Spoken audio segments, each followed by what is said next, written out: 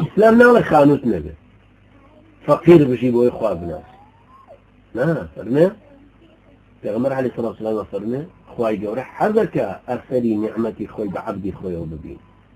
کامەی جوانە بیپۆش کامەی خۆشە بیخۆ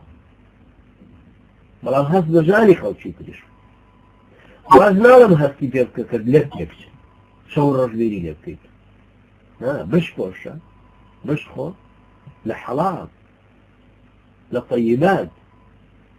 ئەویتری ناوناوەتەوە حرام و سحت حرام وەیە پێیەکەوی نازانی جاری بەڵام سحت ئەوەیە کە ئەزانی حرامە و هەرەی خۆی لەخوای گەورە بۆ مەلای منحەریف سحتی بۆ بەکارهێنا بۆ پیاوانی دینی چونکە پیاوی دینی لە هەر دینێکا بێ ئەبێ پێش هەموو کەسێ بزانە حەڵاڵ و حرام چی نەک ئەبرام مەلایەکە و هەر خۆی کتێ بۆ پارەیەکی حرام کە ئەشزانەوە سحتە